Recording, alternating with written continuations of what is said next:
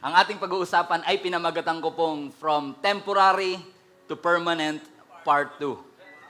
Part 2. Okay.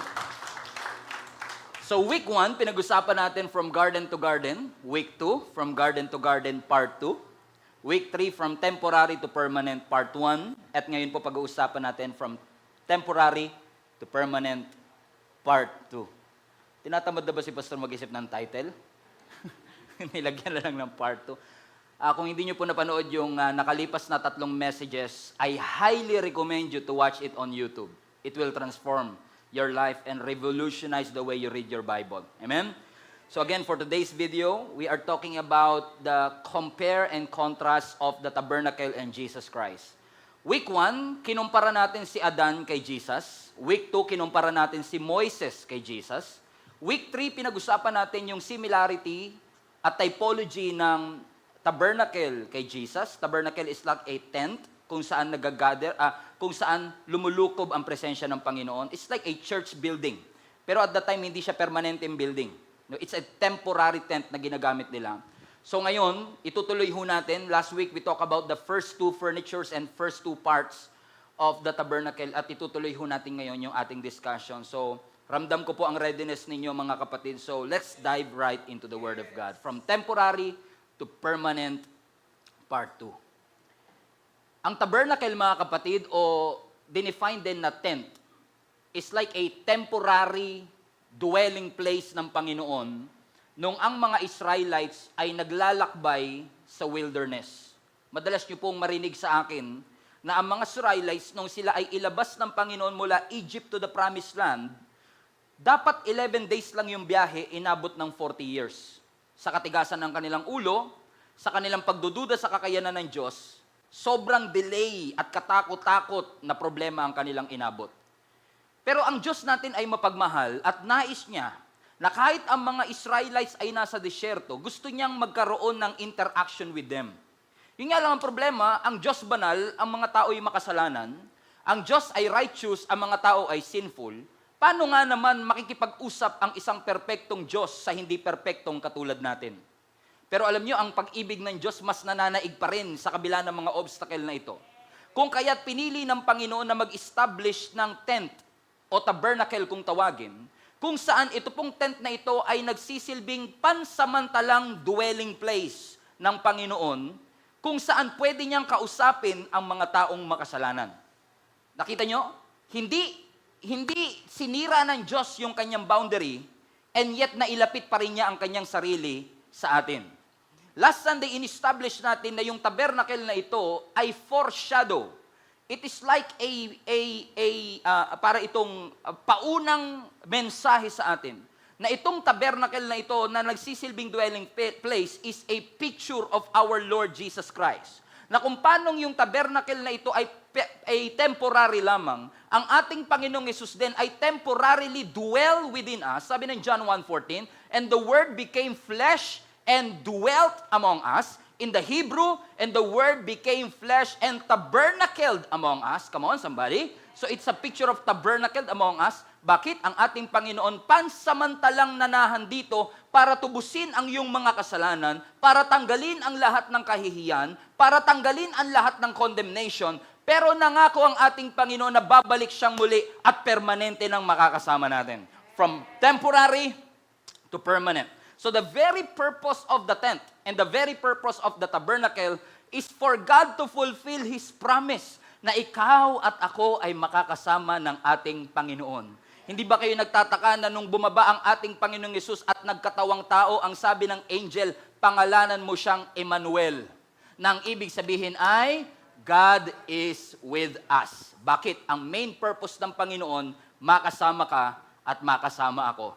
Mapapansin din natin mga kapatid na itong tabernakulong ito o yung tabernacle o yung church building na ito na portable at mobile, na natatanggal at nababaklas, is actually placed in the midst, sa gitna ng mga nagka-camp na mga Israelites. Ibig sabihin, habang sila nagtatravel, minsan hihinto sila sa isang lugar, magtatayo sila ng kanya-kanyang tent, at itong parang church tent na ito, ilalagay nila sa gitna nilang lahat. Once again, a picture of Jesus Christ that must be placed at the center of our lives. Kasi kapag si Lord nilagay mo sa sentro ng buhay mo, sentro ng karir mo, sentro, hindi masamang mangarap pero sana nandyan si Lord sa pangarap mo. Hindi masamang magtrabaho pero sana si Lord nasa sentro ng iyong trabaho. Kasi kapag nilagay mo si Jesus sa sentro ng karir, sa sentro ng trabaho, sa sentro ng pamilya, lahat ng circumference, lahat ng nakapaligid ay pinagpapala din. What a contrast as well, na yung tabernacle ay nasa gitna ng mga tent ng mga Israelites. Itim ang kanilang tent, puti ang tabernacle. The holiness and the sinfulness, the righteous and unrighteous, nagkaroon ng fellowship with each other. What a powerful word. Last time. Pero alam niyo mga kapatid, isa sa hinahangaan ko sa tabernacle ay yung instruction ng Panginoon kung paano ang mga detalye nito ay superb. Amazing.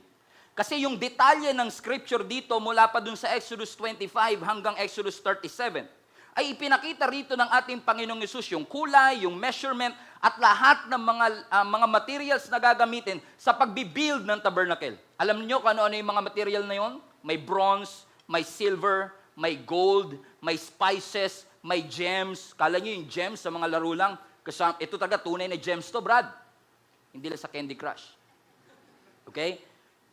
At kung titignan nyo to, silver, bronze, and gold. Saan ka makakakuha ng silver, bronze, and gold sa desert? Wala makita niya sa desert. Alam niyo kung saan galing yan? Sa mga Egyptians. Ang sabi ng scripture, bago sila umalis, God caused the Egyptians to give all their gold, all their wealth. Ang sabi ng scripture, the Israelites plundered all the Egyptians' wealth. Walang natira sa mga Egyptians. Napunta lahat sa mga Israelites. Tamang-tama lang. Sa 400 years na pagkaalipin, yun ang lahat ng kabayaran. Amen? Dala-dala nila yung silver, gold. Papamansin nyo mga kapatid, precious metal. Hindi to basta makikita sa tabi-tabi lang, hindi ka makakabili sa sari-sari store ng ginto. Kahit pumunta ka ng pure gold, hindi ka makakakita ng gold. Bakit mga kapatid? It is a reminder for each every one of us na yung ginamit na material dito ay hindi ordinaryong material. These are top-of-the-line material. Bakit? Excellence is God's standard. Ang standard ng Lord ay excellence. So, to give you a picture in case hindi ko kayo naka-attend last Sunday, ipinakita ko yung video na ito para makita nyo yung picture ng sinasabi kong tent. Kasi yung mga tent na alam natin ngayon, yung pang-camping, pang-glamping. Pero ito yung klase ng tent, mga kapatid, na gawa sa tela, pero ginagamit na magiging tagpuan ng Panginoon at ng tao. So, to recap that, mga kapatid, panoorin po ninyo, ito po ang itsura ng tabernacle. Ang tabernacle po ay gawa sa tent. Pinag-usapan na ho natin mga kapatid na 3 ang parts nito. At bago ka makapasok, dadaan ka muna sa gate. Jesus is the gate. Pagpasok mo dito sa gate na ito, mapupunta ka dito sa outer court. Ang unang furniture ay yung bronze altar kung saan nilalagay lahat ng mga sacrifice ng taong nagkasala. Ang next na makikitang furniture is yung bronze laver o bronze basin. Meron ho yan tubig kung saan naguhugas ang mga priest bago sila pumasok dito sa holy place. Sa kaliwang side, makikita ho natin mga kapatid ang golden lampstand. 7 ho ang branch na ito at nagsisilbi ho itong ilaw sa loob ng holy place. Okay? So, ito po ay 7 branch, mga kapatid. Pure gold ho yan. Walang halong kahit anong wood. Sa tapat niya, makikita natin yung tinatawag nating table of showbread. Nakalagay po dyan yung 12 tinapay representing 12 tribes of Jacob. May wine din dyan at frankincense which we will discuss later on. Pagpasok ko ninyo mga kapatid, may altar of incense bago ka makapasok sa pinakahuling part, which is the Holy of Holies. Ang kaisa-isang furniture na meron doon is the Ark of the Covenant. Diyan po nagduduel ang Panginoon. Yung takip na yan na makikita ninyo, ang tawag ay mercy seat, guided by 2 cherubim angels. So to recap that, 3 ang parte, outer court sa labas, holy place pagpasok mo, yung unang kwarto, at most holy place yung pinakadulo. Ulitin natin. Outer courts, yung may kulay na yan sa labas, holy place, and most holy place. Praise God, nakatipid tayo ng 12 chapters, hindi na natin binasa. Palapakan natin ang Panginoon. So, last Sunday, pinag-usapan natin yung gate at bronze altar. Ngayon, pupunta ho tayo sa bronze laver. Everybody say bronze basin. Bronze laver. Ito po'y parang planggana lamang, pero gawa sa tanso. No? Bronze laver, kung saan ang mga priest ho ay naguhugas ng kanilang kamay at ng kanilang paa. Bakit kailangan nila maghugas? Kasi ang kanilang mga kamay ay stained with blood. Kasi sila yung nagre-ready ng sacrifice. Sila yung pumapatay ng mga hayop na isusunugin doon sa bronze altar. So yung kanilang kamay ay puno ng dugo at ang kanilang paa ay punong-puno naman ng dumi. So it is a requirement bago sila makapag-fulfill ng kanilang priestly duty na bago sila pumasok sa loob, kailangan maghugas muna sila ng kamay at maghugas muna sila ng paa. Para magkaroon kayo ng picture, ito po ang zoom in ng bronze laver. Ito po ang itsura ng bronze laver, mga kapatid. Once again, ito po yung pangalawang furniture na makikita natin. Pinupuno ho yan ng tubig. Naguhugas ang mga priest ng kanilang kamay at ng kanilang paa. Okay? Amen? Para sila po ay magsilbing malinis bago sila humarap sa ating Panginoon. So, ibig sabihin, mga kapatid, it is a constant reminder for them na bago sila pumasok, na walang sino mang malinis sa inyo. Lahat kailangang maghugas bago kayo makapasok sa presensya ng Diyos. Ulitin ko ulit, hindi nyo na-gets. Lahat tayo ay marumi. Lahat makasalanan. Marami lang magaling magpanggap na walang kasalanan, pero ang reality of life, lahat tayo nagkakamali, kahit yung nakatayo sa stage ay may kasalanan din. At lahat po tayo nangangailangan ng cleansing, ng linis ng ating Panginoon. Because both our hands and our feet ay parehong madumi. Ang feet natin is soiled. Ang ating kamay is stained with blood. Pero salamat mga kapatid, sila, naguhugas sila para sila'y makapasok sa holy place. Paglabas nila, bago pumasok, maghuhugas sila uli. Para bagang yung kanilang kalinisan ay valid lang hanggang sa next nilang pagpasok. Pero salamat mga kapatid, ang paghuhugas ng Panginoon sa iyo ngayon, hindi na tubig, kundi mismong dugo ng ating Panginoong Yesus. Ang naglinis sa bawat isa sa atin, and once for all time, ikaw ay qualified ng pumasok. Pastor, hindi naman ako priest. Basahin niyo uli ang Bible. We are a royal priesthood. Bawat Kristiyano is priest. We are a royal priesthood, a holy nation. Ibig sabihin, all of us now are qualified to enter. Hindi tayo malinis sa ating gawa, pero yung dugong pinanglinis sa atin ay dugo mismo ng ating Panginoong Yesus. Alam niyo mga kapatid, yung paghuhugas na ito ay walang kinalaman. Kailangan 60 seconds maghugas ka, kantayin mo yung happy birthday. Pag natapos mo, malinis ka na.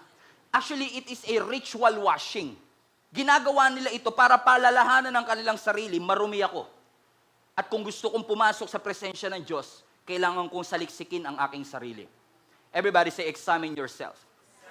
Anong ibig sabihin nito mga kapatid? Gaano ka man karumi sa iyong pananaw, you are not too far para maabot ng grace ng Panginoon. Walang taong sobrang layo na hindi kayang abutin ng Panginoon. Pastor, hindi mo alam kung ano mga kasalanan ginawa ko. Thank God. Hindi ko alam. Pero alam ng Diyos. And yes, sa kabila ng lahat, alam ng Diyos ang iyong pagkakamali. Pinili niyang abutin ka. Sa anumang karumihan mo, linisin ka sa iyong pagkakasala. Alam niyo ang ginto, pagka nilagay mo sa putik, ginto pa rin yan. Hindi nababawasan ng value niya. Ginto pa. Marumi nga lang siyang ginto. Correct? Amen? Ganon din tayo. Kahit gaano tayo karumi sa ating pananaw, alam natin mga kapatid na yung worth ng buhay ni Kristo at yung worth ng dugo niya na ipinanglinis sa iyong kasalanan will not diminish the value and the worth that you have in Jesus Christ. Sabi mo sa katabi mo, you are worth it. You are worth it. Ibig ba sabihin, lumambot ang ating Panginoon? Pastor, hindi, mga kapatid. Ang ating Panginoong Yesus, ginastify ka. Alam niyo, ibig sabihin ng justify, pinawalang sala ka as if hindi ka nagkasala at all. Malinis na malinis. Whiter than the snow. Hindi sinet aside ng Lord yung demand ng justice. Hindi sinet aside ng Lord yung demands ng holiness. In fact, finulfill lahat ng Panginoon yung demands na iyon on our behalf para ngayon tayo ay makakalapit sa harapan ng ating Panginoong Yesus na malinis na malinis.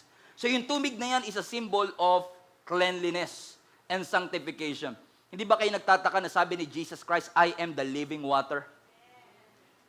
Because only Jesus can cleanse you right now. Hindi pagluhod, hindi paglalakad ng nakaluhod, hindi pagpupunas ng bimpo sa kung ano-anong mga furniture, kundi ang makakapaglinis sa iyo, si Jesus mismo. I would like to encourage you, if you feel guilty, if you feel unclean, don't come to me. Come to Jesus, and He will make you clean. Sa Old Testament, ang mga may ketong, hindi pwedeng lumapit sa tao kasi marumi sila. In fact, 6 feet, ang unang-unang social distance nasa Bible.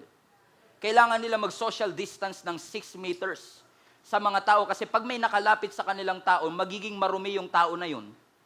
Amen? Considered ceremonially unclean. Pero nung si Jesus dumating, surprisingly, si Jesus hindi niya iniiwasan ng may ketong. Siya pa ang lumapit sa may ketong, ang sabi ng Bible, at hinawakan yung may ketong. Now, ang Lord ba kayang magpagaling kahit na hindi mo nahawakan? Oo, ang Diyos nga nagsasalita lang, may kapangyarihan na eh. Pero bakit lumapit pa ang Panginoon? May pinapakita ang Diyos na principle eh. Na kahit gaano ka karumi, kaya kitang hawakan. Sa Old Testament, yung marumi, pag hinawakan mo, nagiging marumi ka. Pero nung dumating si Jesus, yung marumi naging malinis nung hinawakan ng ating Panginoong Yesus. Amen? Hindi siya nahahawaan ng ating karumihan. Okay? So isa pa sa notable na parts nito mga kapatid is yung kanyang pagkakagawa. Ang sabi ng Exodus chapter 38 verse 8. Watch this. Ang sabi ng scripture, make a bronze wash basin with a bronze stand. Place it between the tabernacle and the altar. Fill it with water.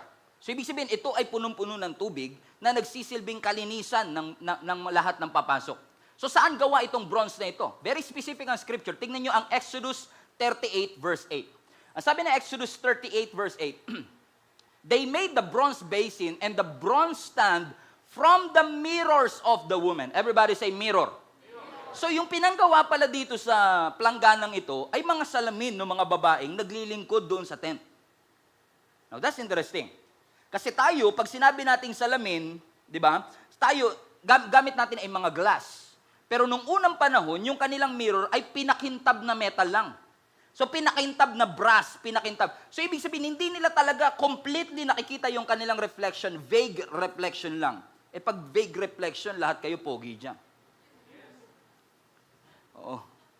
Pansin nyo ba sa mga anino natin, lahat ay perfect? O, pag nakita yung totoo, ay, ganun pala yun. Wow, sira. Wasak. I mean, mirror lang eh. May reflection pero vague lang yung kanilang reflection. Amen? At gawa ito sa bronze. By the way, alam nyo pa, ang bronze sa Bible, ibig sabihin is sin, kasalanan. Kaya yung dalawang furniture na nauna is bronze altar and bronze laver, parehong bronze, is a picture of sin. Lahat ng tao nasa labas ng tayo'y makasalanan. Amen? So gawa siya sa bronze, pero ginagawa nila ito as a mirror. Tingnan nyo itong video na ito mga kapatid, para makita nyo kung ano yung ginagamit nilang salamin at that time and you will be privileged, lalo na yung mga babae na meron tayong mga malalaking mirror na may mga diva light pa. Amen? Para matago. Pero sila, ito yung kanilang ginagamit na mirror. Amen? Na ang nakalilang nakikita ay mga vague reflection lamang. Amen? Bakit importante ito at bakit ko ito pinoint out? Kasi mga kapatid, ang mirror ginagamit natin to inspect ourselves. Di ba? Tinitignan mo ang sarili mo kung ikaw ay okay ba yung buhok mo, okay ba yung itsura mo. Correct? Yung tubig, panlinis sa kanilang karumihan. Yung bronze is a picture ng kanilang karumihan. Yung mirror is a picture of inspecting yourself. So kung papasok ka sa Panginoon sa kanyang presensya, kailangan mo hugasan na yung kamay at i-inspect ang iyong sarili. Sa lahat ng karumihan, bakit mga kapatid? Kasi alam natin na lahat tayo ay marumi, pero salamat sa pagtanggap at grace ng ating Panginoon na siyang tumanggap sa atin regardless ng ating karumihan. Yung pagiging righteous natin ay hindi nakadepende sa ating kayang gawin, kundi kung sino tayo sa harapan ng ating Panginoong Yesus. Ikaw ay kanyang anak, ikaw ay kanyang minahal, and therefore you are accepted and loved in the eyes of God. At kung tayo ay marumi at nakita nating meron tayong kapintasan, ano ang ating gagawin? Saan tayo tumitingin para malaman natin ang ating pagkakamali? Di ba sa Biblia? And I believe that mirror is a picture of the Word of God. If you feel unclean, if you feel something is wrong with you, the Bible will reveal it to you. Naalala nyo nung hindi pa kayo Kristyano, kahit anong gusto nyo gawin, gagawin ninyo. Kahit anong gusto nyo tanggapin, tatanggapin ninyo.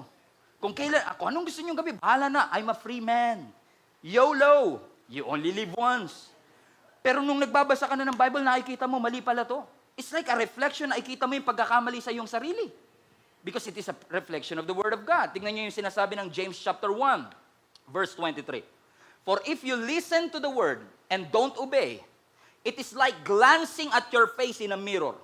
You see yourself, walk away, and forget what you look like. Tingnan nyo to ha. Ang sabi ng Bible, kung ikaw daw, amen, ay nakinig ng salita, pero hindi mo siya sinunod. Para ka lang tumingin sa salamin, nakita mong may mali sa'yo, pero hindi mo inayos. Ulitin ko ulit, hindi na-guess ng iba. Okay? Ang salita daw ng ating Panginoon ay parang mirror. At kung tayo daw nakikinig lang, pero hindi sumusunod. Alam nyo, isa sa mga tinuturo natin dito sa Gia Kamanaba, hear and obey.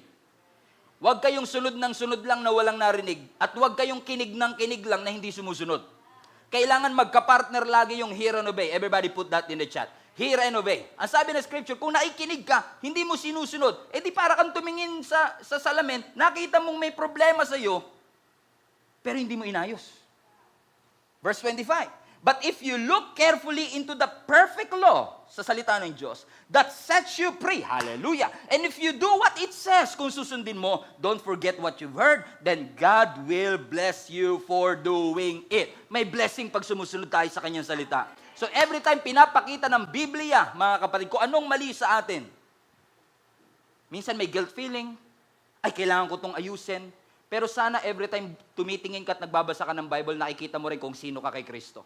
Na mahal ka ng Diyos, na pinataw, kasi ginawa nating constitution ng Bible, itong mali sa'yo. Ito ang kapurusahan ng iyong kamalian. The Bible is not just a book of rules and regulation. The Bible is transformative. Na kapag tinignan mo ang kanyang salita, hindi mo lang makikita kung anong mali sa'yo, kundi makikita mo kung ano yung tamang meron sa'yo dahil kay Jesus na nagbigay ng kanyang buhay para sa'yo. Hallelujah! Do you understand, mga kapatid? So nakita natin kalinisan, inspection before you enter the presence of God. What does it mean for us? Mga kapatid, ito po ay picture ni Jesus Christ sapagkat si Jesus po ang nagsilbing kalinisan nating lahat. Noon, kailangan nilang paulit-ulit linisin ang kanilang sarili, pero dahil sa ating Panginoong Yesus, the blood of Jesus has cleansed you once for all time. Second na furniture, mga kapatid, is the golden lampstand. Are you still with me? Okay. Huwag kayong bibitaw. Papunta pa lang tayo sa exciting part, okay? Amen? The golden lampstand. Ang golden lampstand ay kilala rin pong Jewish candlestick, candelabra, menorah.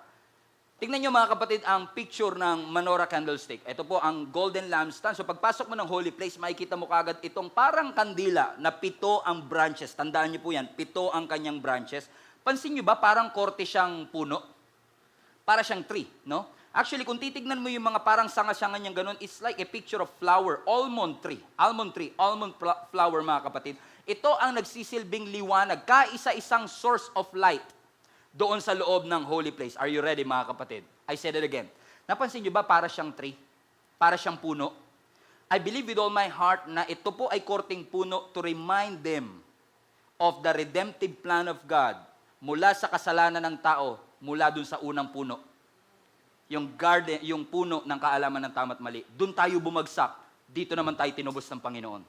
By the way, middle ground pa lang yan kasi si Jesus mismo ang tumubos na naipako sa tree. Jesus Christ was hanged on the tree. So from garden to garden, Jesus redeemed you and me. It looks like a tree. It is a reminder of your redemption na ikaw ay tinubos ng ating Panginoong Yesus. Alam niyo ba, ang puno lagi sa Bible is speak about life-giving, nagbibigay ng buhay. And hindi aksidente, mga kapatid, na sinabi ni Jesus Christ, I am the resurrection and I am the life. No one comes to the Father except through me. In fact, wala na tayong time. Pero yung puno na ito, hindi lang basta puno, kundi very specific ang Bible. Gayahin niyo yung almond tree. Almond. Ginagamit natin sa chocolate. Almond. Pag social ng konti. Pag Pinoy, almond. Almond tree. Now, what's the significance of almond tree? Number 1, ang almond tree, mga kapatid, ang kauna-unahang punong tumutubo sa Israel pagkatapos ng winter.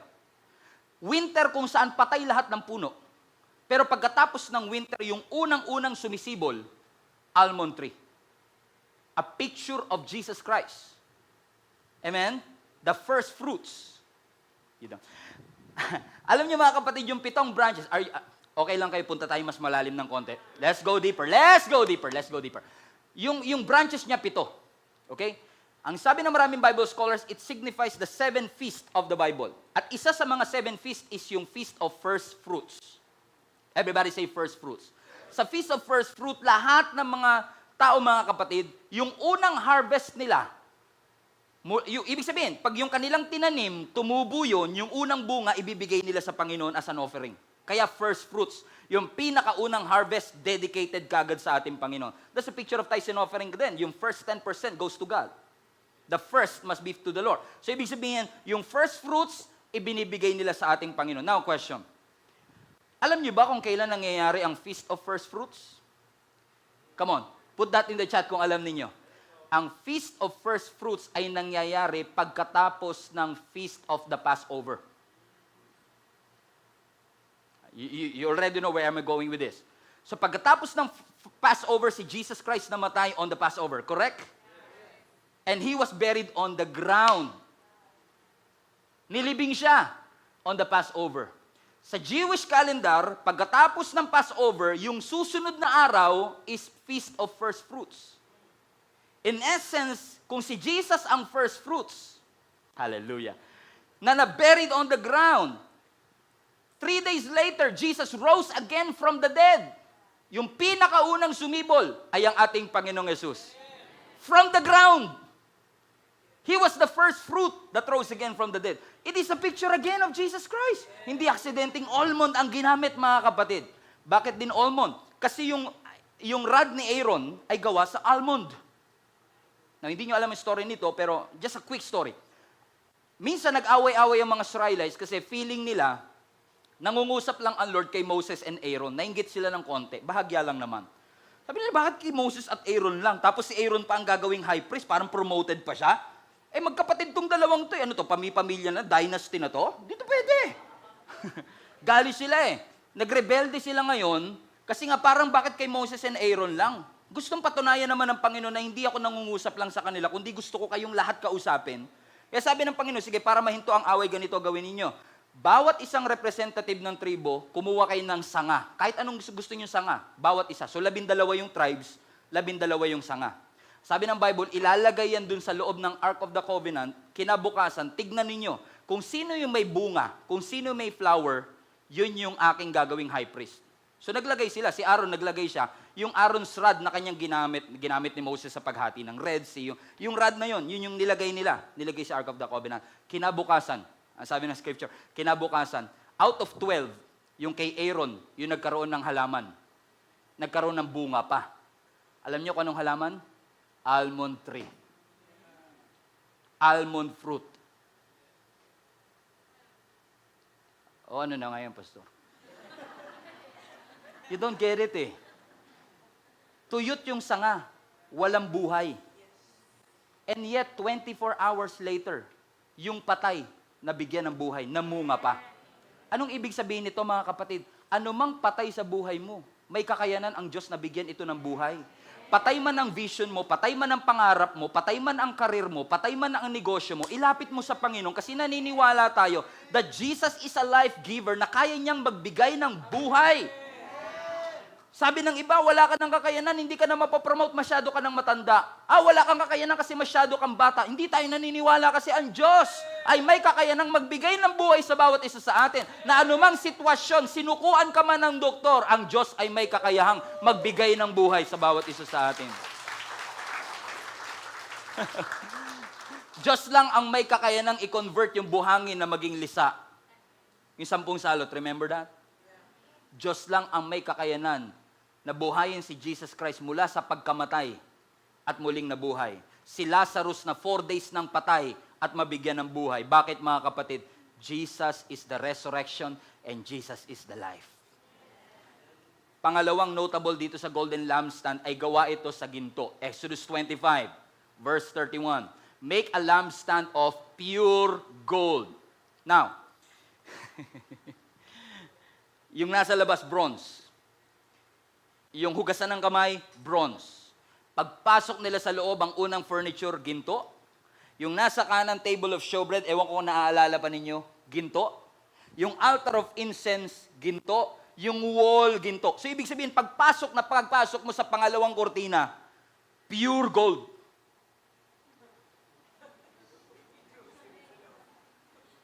Kaya peke yung pure gold natin dito. Kasi yung pure gold natin dito, lucky may makikita mo. Pero dito, Brad, it is a pure gold. Bakit ginto, mga kapatid? Kasi gold is a picture of God's deity. Pagiging Diyos ng Diyos. Tignan nyo to tignan nyo yung progression. Yung mga tao makasalanan, pupunta dun sa sacrifice, pupunta dun sa hugasan, bronze. Pero pagpasok mo, gold. Bronze, gold. May progression, di ba? Bakit?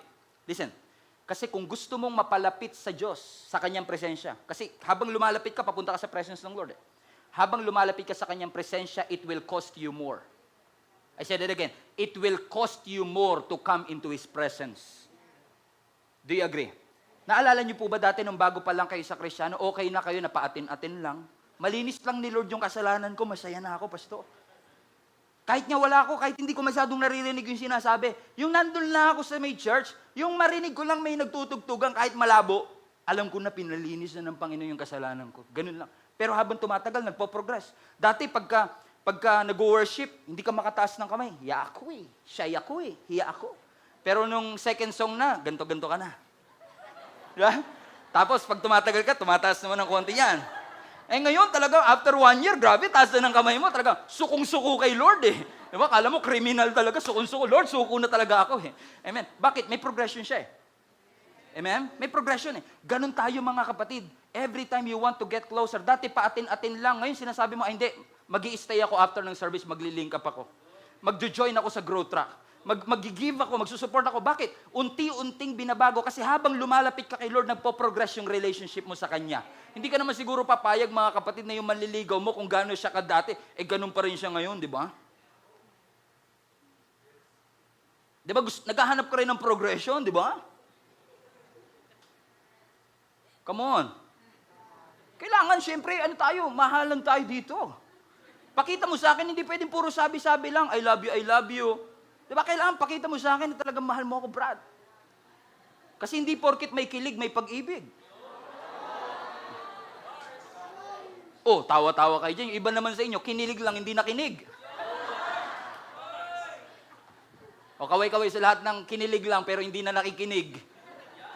Yung kilig kasi nakakakain ng Golden lampstand, bakit ginto? Ba't hindi ginamit ang bakal? Kasi ang bakal kinakalawang. Ang ginto hindi nagbabago. A picture of our God, unchanging. Ang Diyos natin hindi nagbabago. He is the same yesterday, today, and forever. Do you agree mga kapatid? Now, next, ang sabi ng scripture, 7 ang kanyang branches. Everybody say 7. Now, baka lang malito kayo kasi minsan may makikita kayong parang golden lampstand, 8 o kaya siyam.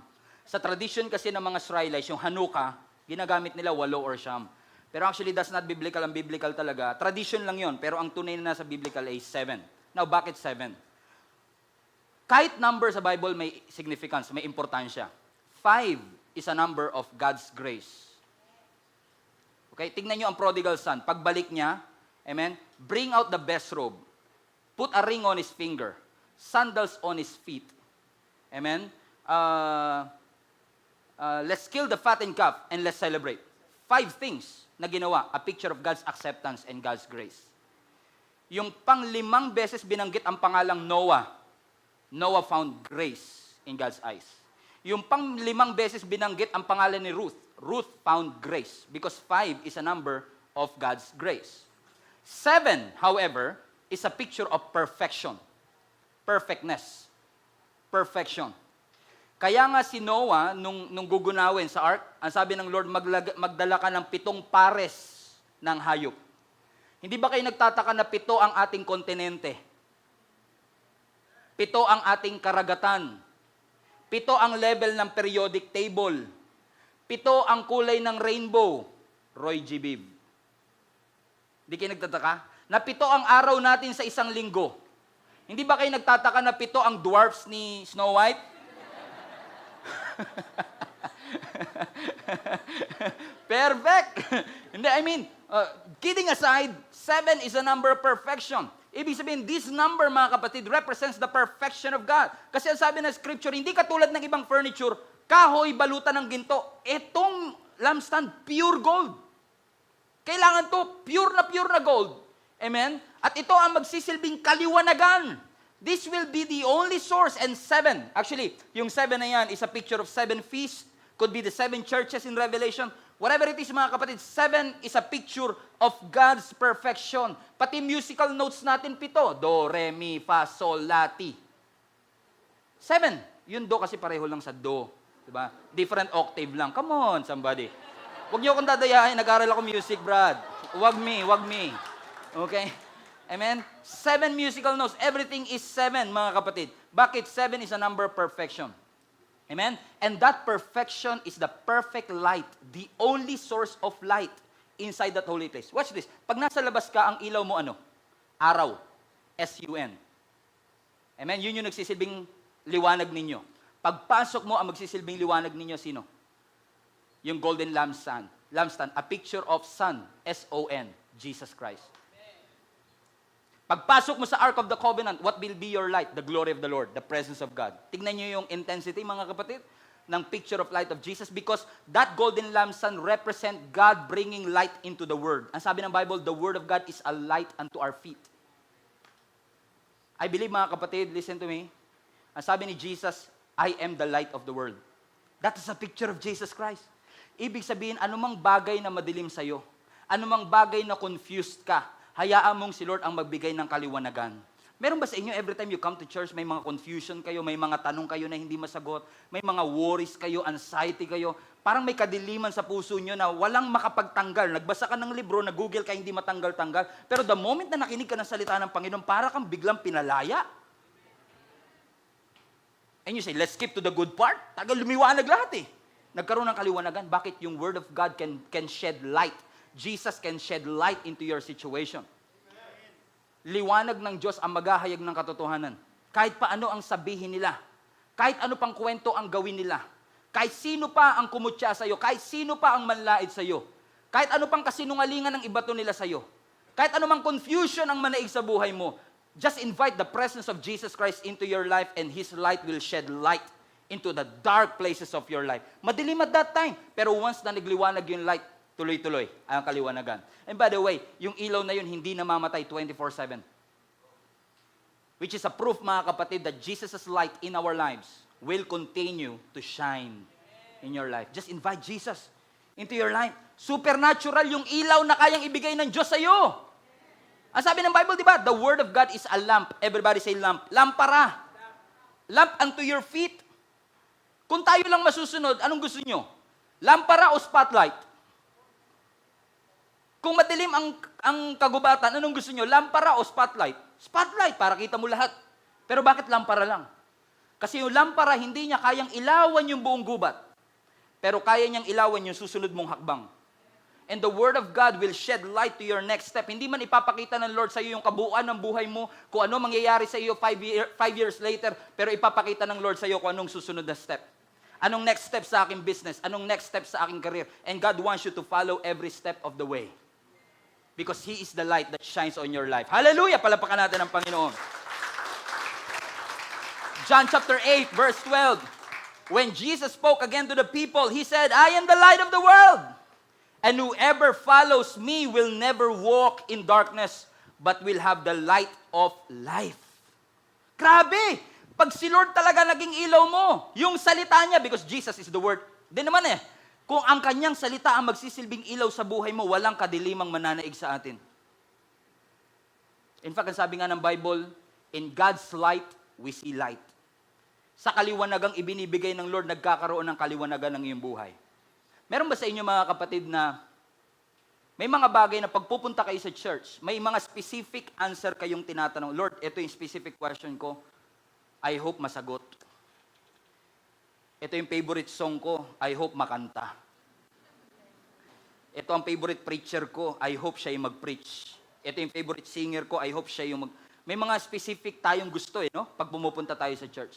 Pero naniniwala ba kayo kahit sinong preacher, kahit sinong worship leader, yung salita ng Diyos makapangyarihan, kung open lang yung puso mo, meron ka matututunan at meron mababago sa buhay mo? Bakit ang sabi ng Bible, in your light we see light eh. For example, kung ikaw kunwari ay may sing-sing, engagement ring, dahil malapit na yung kasal mo, gusto mo mag-diet, kaka-diet mo lumuwag, nahulog yung sing-sing. Kaka-diet mo lumuwag.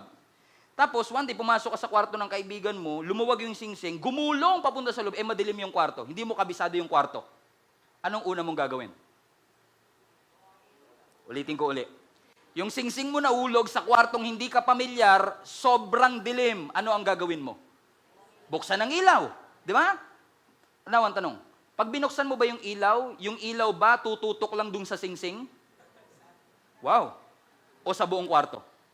Sa buong kwarto. Pag inilawan yung buong kwarto, makikita mo yung singsing. Ito pala yung singsing ko. Ito rin pala yung pustiso ko, nalaglag din pala. Nakita nyo mga kapatid, bakit? Anong ibig ko sabihin? Kapag ang Lord na i-preach ang gospel, na i-preach ang kanyang salita, buong kwarto lumiliwanag. At kung anong specific na pangangailangan mo, yun ang makukuha mo. Minsan nga, hindi mo naman hinahanap, nakita, yung pustiso ko pala, nandito yung suklay ko. Hindi mo hinahanap, pero ni-reveal ng Panginoon. Kaya nga minsan nagtataka ako sa inyo eh. Amazed ako sa inyo. Kasi minsan sasabihin niyo, Pastor, salamat sa preaching mo Tamang-tama. Yung sinabi mong ganito, sabi ko, hindi ko naman sinabi yun eh. Kahit hindi ko sinabi, parang sinabi ko daw. Bakit ganun ang salita ng Panginoon? Iba yung sinabi ko, iba naging dating sa'yo. Kasi yung salita ng Panginoon ay talagang nakakapag-transform ng buhay ng bawat isa sa atin. Do you agree? Last. And we will close with this. Ang next furniture is the table of showbread. Table of showbread. So ito ang itsura ng table of showbread, mga kapatid. Watch this video. So sa right side, north side ito, kahoy, binalutan ng ginto. Hindi na to bronze. Meron itong 12 tinapay. Merong, frankincense ang tawag dyan. Meron din tayong wine na included. So kung mapapansin nyo mga kapatid, 12 tinapay. Okay? Very specific. Ang tawag dito mga kapatid sa ibang translation is also the bread of the presence. Everybody say, bread of the presence. Presence. Show. Show your presence. Kaya table of showbread. Amen? Show us your presence. Now, yung 5 number of grace, 7 number of perfection, 12 is a number of governing authority. Kaya nga po si Jesus may 12 disciples. Ang Israelites ay merong 12 tribes of Jacob. Bakit? It is speaking of governmental authority. So very specific ang Lord. Sabi niya, maglagay kayo ng 12 tinapay dyan. Yan ay kakainin ng mga priest kapag Sabbath day. So on Sabbath day, kakainin nila yung tinapay na yan. Alam niyo, itong tinapay na to, it speaks about God's provision in our life. Hindi ko alam kung sinong kinakausap ng Panginoon. Sa mga panahong pakiramdam mo kulang, may kakulangan sa iyong buhay, magtiwala ka that God will provide. Ang Diyos ay magpo-provide ng iyong mga pangangailangan sa tulong ng ating Panginoon. Ano sabi ng Psalms 37? Ang sabi mismo ni David, di ba? Naging matanda ako, naging bata ako, but I've never seen a righteous forsaken and their children begging for bread. Kasi bread is a food of survival. Madaling gawin, mura lang. Kaya ang sabi ni David, tumanda ako, bumata ako, wala ko nakitang mga righteous na nagutom. Bakit? Ang Diyos magpo-provide. Hindi man ipoprovide ng Lord yung wants mo, pero ipoprovide ng Lord lahat ng needs mo. Make sense mga kapatid? Amen? Kaya nga sabi rin ng Panginoon sa the Lord's Prayer, Our Father, who art in heaven, hallowed be thy name. Your kingdom come, your will be done on earth as it is in heaven. Give us this day our daily bread. Bakit siya daily? Kasi ang bread ay pang-araw-araw nilang pagkain. So it is a literal sense, it is their daily bread. Ito yung kanilang sustenance, ito yung pagkain nila sa araw-araw na nagsusustain sa kanila. Amen. Sa araw-araw. Kung si Jesus ang sanctification at si Jesus ang ating kaliwanagan, si Jesus din ang iyong provision. Si Lord ang bread of life. Si Jesus Christ ang nagsisilbing provision sa lahat ng ating mga pangangailangan. Kapag kinain niya ng priest, mga kapatid, biruin niyo yung tinapay, pag kinain nila, literal na nagiging parte ng kanilang katawan at nagbibigay ng buhay sa kanila. Nagkakaroon sila ng another nourishment and another strength for another ministry. Hallelujah! Pero ang tanong, now that's interesting kasi, ang sabi ng Bible, yung priest kakain siya, amen? At yung frankincense, nakita niyo yung frankincense kanina? Yung parang mga jelly gummy bears. Actually, bunga yun ng puno. Ito ay kukuhanin ng priest, ipapatak dun sa altar of incense, yung umuusok, susunugin yun, at yun yung nagsisilbing aroma papunta ng langit. Now, yung frankincense na yun, tingnan nyo, habang kumakain sila, maglalagay sila ng frankincense, parang is it as if, Lord, wala ka dito, pero ito yung portion mo, gusto ka naming makasama na kumakain. Because a bread is a picture of fellowship. Pansinin nyo sa Bible, every time mababanggit yung bread, laging may fellowship. Laging may kwentuhan. Laging may bonding moments. Sa Last Supper, si Jesus Christ, hinati niya yung tinapay, pinagpira-piraso at binigay. It is a picture of fellowship. So, ibig sabihin, yung priest ay nakikipag-fellowship sa ating Panginoon. Amen? Kaya din may wine. Ano naaalala nyo? Bread and wine. Bread and wine. Bar, pastor, sa bar yan, di ba? Bread and wine. At bread and wine, party, pastor. Restaurant, hindi. Bread and wine speaks about communion. Communion, common union, unity. Paikipag-usap sa Diyos. Do you understand, mga kapatid? Communion, naikipag-communion. Eh, tanong, pastor, kung yung priest lang, tsaka si Jesus lang, paano yung ibang mga tao? No, the priest represents everybody. So, ibig sabihin, kapag kumain yung priest, he's representing everybody na nagkipag-fellowship sa Panginoon. The very purpose of tabernacle, magkaroon ng fellowship ang tao papunta sa ating Panginoong Diyos. Ito maganda, mga kapatid. Sa Old Testament, priest lang yung kumakain ng bread. Sa New Testament, lahat tayo pwede na maging partakers of the bread. Bakit? Dahil kay Jesus Christ, which is the bread of life. Parapakan natin ang ating Panginoon. Before I end, kinakain nila ito very specific on a Sabbath. Everybody say Sabbath. Now, may papakita ako sa inyo, mga kapatid, at makikita ninyo kung gaano ka-consistent ang Bible. Naniniwala ba tayo si Jesus ang bread of life? Amen. Siya ang nagbibigay ng buhay sa atin. Siya ang nagsusupply ng ating mga pangangailangan. Yes, siya rin ang ating light. Siya ang ating sanctification. Pero alam nyo, mga kapatid, may specific instruction ng Panginoon kahit dun sa bigat ng tinapay. Ang sabi ng scripture, yung bigat ng tinapay na ito ay dapat 3.5 kilograms per piece. Okay, walang naniniwala sa akin. Ang bigat. Kaya kung magda-diet ka, huwag mong kakainin yung tinapay na yun. Puro carbs yun. Ikakataba mo talaga. Tignan mo ang Leviticus chapter 24 verse 5 to 7. Watch this. Take the finest flour. Bake 12 loaves of bread. Using, everybody read please, 2/10 of an ephah for each loaf. So ang weight, ang bigat daw is 2/10 of an ephah. Okay? Bear that in mind. Verse 6. Arrange them in 2 stacks, 6 on the table of pure gold before the Lord. By each stack, put some pure incense as a memorial portion, frankincense, to represent the bread and to be the food offering presented to the people. Everybody say, 2/10 of an ephah. Ano ang conversion ng 2/10 of an ephah? Ang conversion ng 2/10 of an ephah is 3.54 kilograms. Everybody say 3.5 kilograms. Now, Pastor, tinakasan ko na yung math. Pagdating ba naman si church, magma-mathematics pa rin tayo. Let me just hold on. Fasten your seatbelt. Okay, this will blow your mind. Okay? In-establish din natin last 2 weeks ago that Jesus is that manna from heaven na nagsilbing sustenance ng mga Israelites doon sa wilderness. Siya yung bread na yun eh. Bakit? Ang sabi ng Bible, nung pinakain ni Jesus, yung 15,000 people, remember that story? Pinakain niya yung 15,000 people, lahat nabusog. Ilan natira? Come on. 12 baskets. Di aksidente, di ba? 12 baskets full ang natira. Katunayan lang na ang Diyos laging more than enough. Na ang Diyos laging sobra-sobra kapag siya ang nag-provide. Biruin mo, kulang na nga yung 5 gardenia at 2 ligo sardines. Tapos tumubo pa ng 12 baskets full. 12. Very specific, 12 baskets full. Tapos nagtanong ang mga tao. Watch this verse in John 6 verse 30. Let's start. Ang sabi dito, so they asked Jesus, pagkatapos ng miracle to, what sign then will you give that we see it and believe you? Tingin yung mga tao gusto lagi ng sign. Hanggang ngayon. Maniniwala lang ako sa Diyos nyo na yan kapag pinagaling niyo yung pagkamag-anak ko, kapag ginawa niyo to. Kasi we always want to look for signs. Sila rin, nagtatanong sila ng sign. Ang sabi nila, o sige nga Jesus, paniwalain mo nga kami na talagang ikaw ang Diyos. Verse 31. Our ancestors ate the manna. So they were referencing to the manna in the wilderness as it is written, He gave them bread from heaven to eat. And then verse 32, then Jesus declared, I am the bread of life. So in essence, He was referencing. Ang kinakain namin dati, yung mga ancestors namin, manna from heaven. Ang sabi ni Lord, hindi nyo pa rin gets? Ako yung manna from heaven na yun. Ako yung manna in the wilderness na nag-sustain sa inyo for 40 years. So ibig sabihin, kung si Jesus ay yung manna na yun na nag-sustain sa mga wilderness, there must be something in here. So I got curious. So binasa ko uli yung mana na ito kasi it signifies, it symbolizes Jesus Christ.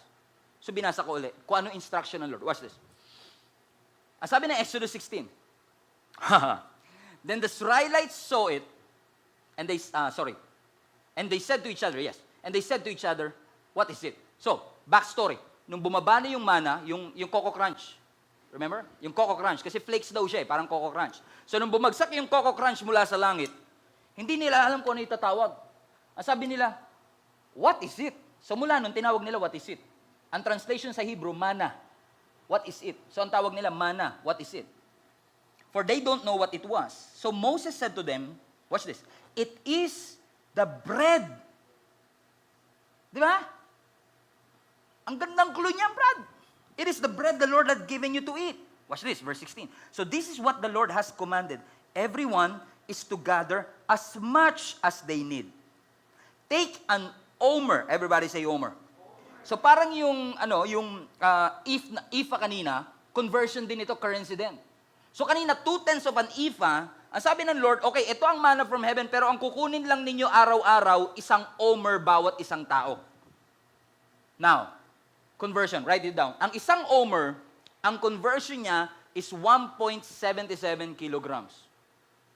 Sige, write it down. Yung 2/10 of ephah, 3.5 kilogram. Pero ang isang omer, 1.77. Pastor, parang hindi tugma. 3.5, 1.77. Parang hindi yata tugma yata yung pastor eh. Teka lang. Tuwing kailan nga uli kinakain ng mga priest yung tinapay? Huwag kayo mahiya, tama kayo. Every Sabbath. So pinapakuha ng mana, 1.77 kilograms araw-araw. Pag Sabbath kaya, ilan ang pinapakuha? Tingnan natin. Ang sabi ng Exodus 16 verse 22, on the 6th day, they gathered twice as much, 2 omers for each person. So, kapag ka-weekend on Sabbath day, ang kinukuha nila, 2 omers. Ang 1 omer is 1.77 kilograms times 2. 3.5 kilograms. The same amount na kinakain ng mga priest is the same amount na kinukuha nila on the Sabbath day. Again, a concrete proof that Jesus Christ is the bread of life. Palapakan nyo naman ang Panginoon. That's why I want to encourage all of you. Kung meron man tayong kauhawan at kagutuman sa ating buhay, maaring uhaw ka sa atensyon, gutom ka sa meaning, gutom ka sa purpose, gutom ka sa validation, huwag mong kukunin ang nourishment mo at lakas mo sa mga bagay na temporary lamang. Kay Jesus ka kumuha ng satisfaction. Kay Jesus ka kumuha ng meaning. Kapag feeling mo unworthy ka, huwag mong kunin sa Facebook at Instagram yung validity ng iyong kagandahan. Hindi porket 100 likes, ibig sabihin maganda ka. Hindi porket 100 na puso, ibig sabihin maganda ka. Yung iba dyan nila-like lang yung post mo kasi gusto nila makita kung kailan ka babagsak. It is possible, mga kapatid, that our stomachs are full, but our soul is starving. That's why it's very important for us to always feed on Jesus Christ. Kay Jesus ka kumuha ng validation. Kay Jesus ka kumuha ng meaning kasi naniniwala ako, mga kapatid, kapag kay Jesus mo kinuha ang lahat na makakapagsuporta sa iyong buhay, katulad nila, busog sila. They were filled but not fulfilled. Pero kapag kay Jesus ka pumunta, hindi ka lang niya pupunuin. Sisiguraduhin niya na yung pagpuno ng Panginoon sa iyo will last forever. Katulad ng ginawa ni Kristo, yung ginagawa ng manna from heaven, yung ginagawa ng table of showbread, ng candlestick, ng bronze laver, pansamantala lamang. Pero yung ginawa ni Jesus Christ sa bawat isa sa atin, bilang light of the world, bilang bread of life, bilang sanctification, will last forever. It is permanent. Huwag nating ipagpalit ang ultimate sa immediate. Kailangan nating sumentro at mag-focus. Kay Lord lang ako titingin kasi siya lamang ang source ng buhay ko. At kapag si Jesus ang ginawa mong sentro ng iyong buhay, I tell you this, mga kapatid, you will be satisfied. You will be full. Success will feel successful kapag si Lord ang laging sentro ng iyong buhay. Come to Jesus. Feed on Him.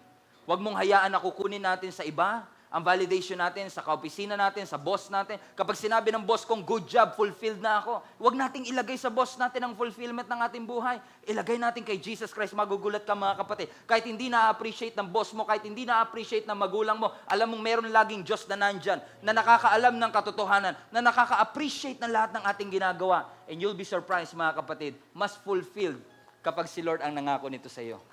This is what the mercy of God can do in your life. Believe in Jesus, and the Lord will come to you. Jesus is your source. Everybody head down, every eye closed. Thank you, Jesus. Napakabuti mo, Panginoon, sa aming buhay. Salamat, Panginoon, for always reminding us na yung mga pansamantalang kaligayahan will only get us through the night. But we thank you, Lord Jesus, for because of you, we will be filled. We will be fulfilled. Challenge us, Lord God, with your word. You are the bread of life. Hindi lang namin ina-admire ang bread na ito. We eat, we feed on you, Lord Jesus. For we know, Lord God, na every time na ang aming buhay ay nakaangkla sa iyo lamang, nakikita namin, Lord God, ang kaningningan ng iyong presensya. Ang kaningningan ng iyong goodness and faithfulness. Na alam namin, Panginoon, will always overshadow our shame, our guilt, our condemnation. Sabi mo sa iyong salita, whoever comes to you will never go hungry. Lord, thank you. Dahil alam namin na every time lalapit kami sa iyo, every time we come closer and closer into your presence, meron laging satisfaction.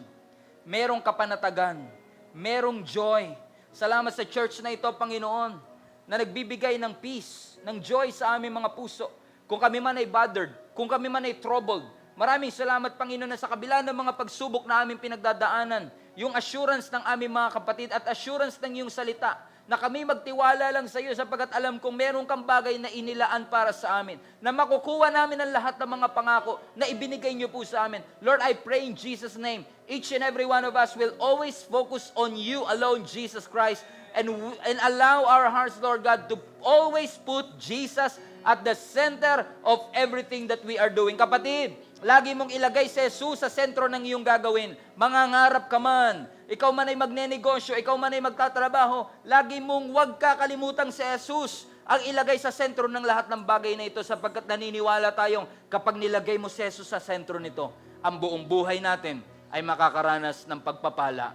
Maraming salamat po sa iyo, Panginoon, sa lahat ng kabutihang ginawa mo. And I pray, Lord God, for everyone, Lord God, under the sound of my voice. Those who are joining online and in person, may the blessing of God be upon each and every one of us. We thank you and we glorify you as we come closer and closer. Allow us, Lord God, to go deeper and deeper into your presence. All glory belongs to you. Pinapapurihan ka namin sa matamis sa pangalan ni Jesus. Ang lahat ng anak ng Diyos ay magsabi ng Amen. Palapakan natin ang Panginoon.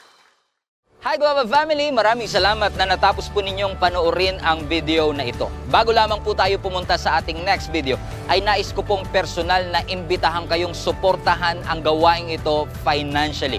Kung kayo po ay napagpala ng isa o ilan man sa mga videos na inyo pong napanood at nais po ninyong pagpatuloy natin na abutin ang mas maraming tao, na punuin natin ang langit and continue to fight for our family. Kung ikaw po ay hinihipo ng Panginoon para abutin at tulungan din po ang ibang tao at maipagpatuloy po natin ang pagpapalaganap ng gawain ng ating Panginoon, nais ko pong imbitahan kayong suportahan ng ministry ito financially.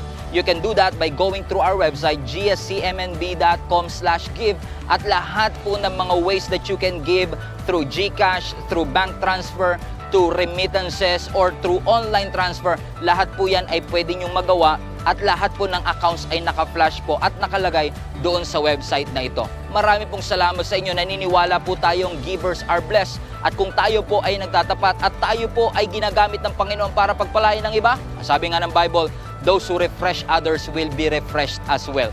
So marami pong salamat sa inyo at ako po ay naliligayahan na nakaabot po tayo dito. Pagpalain po kayo ng Panginoon, and once again, punuin natin ang langit. God bless you!